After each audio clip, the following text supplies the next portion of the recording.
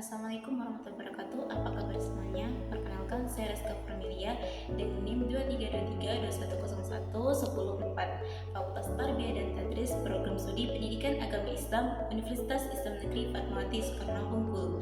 Kali ini saya akan menyajikan video pembahasan ujian akhir semester mata kuliah Al-Quran Hadis dengan dosen pengampu Ibu Dr. Asmara Yumarni MAG. Yuk disimak. Yang pertama, sejarah perkembangan hadis. Sejarah perkembangan hadis dalam Islam dapat dibagi menjadi beberapa periode penting. Periode pertama, masa turunnya wahyu dan pembentukan hukum serta dasar-dasarnya.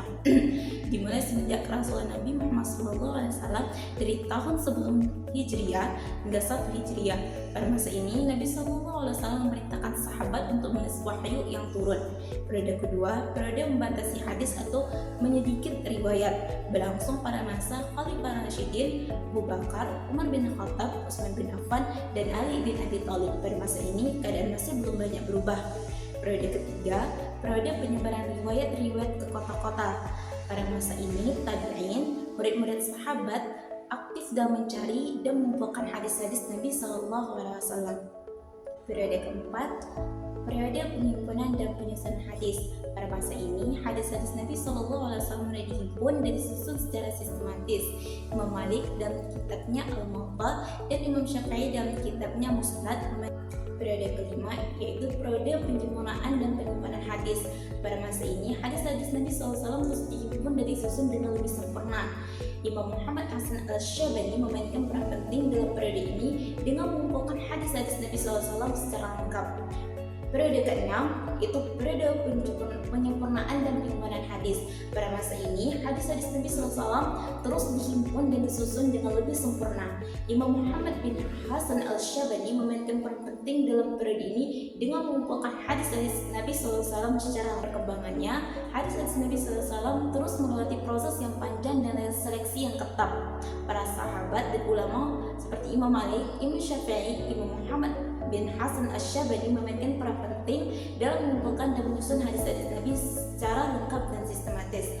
Contoh hadis telah menceritakan kepada kami Al-Humaydi Abdullah bin Zubair, ia berkata telah menceritakan kepada kami Sufyan, ia berkata telah menceritakan kepada kami Yahya bin Sa'ad Al-Ansari, ia berkata telah mengabarkan kepadaku Muhammad bin Ibrahim At-Taimi bahwa ia mendengar Al-Qamah bin Waqqas Al-Laitsi berkata, aku telah mendengar Umar Al-Khattab radhiyallahu anhu berkata di atas mimbar, aku telah mendengar Rasulullah SAW bersabda, sesungguhnya amal-amal itu tidak lain melainkan tergantung pada niat-niatnya. Hadis riwayat Bukhari.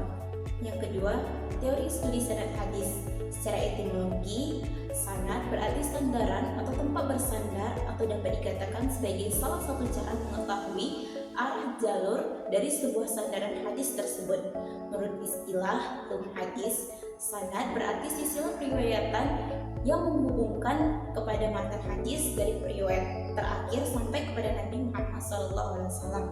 Contoh hadisnya telah menceritakan kepadaku Yahya bin Ja'far, telah menceritakan kepada kami Abdul Razak dari Ma'mar dari Hammam berkata, aku mendengar Abu Hurairah radhiyallahu anhu berkata, Nabi SAW bersabda, jika seorang istri bersedekah dari harta hasil usaha suaminya tanpa perintah suaminya, maka baginya suaminya mendapat separuh pahalanya. Hadis riwayat Bukhari. Yang ketiga, teori matan hadis. Secara etimologi, matan artinya tanah yang tinggi. Adapun menurut istilah, matan adalah suatu kalimat yang menjadi tempat berakhirnya sanad, dan dengan pengertian tersebut yang dimaksud dengan matan adalah materi, lafaz, teks, redaksi hadis yang oleh penulisnya ditempatkan setelah penyebutan sanad sebelum parawi atau orang yang membukukan dan menyimpan hadis tersebut.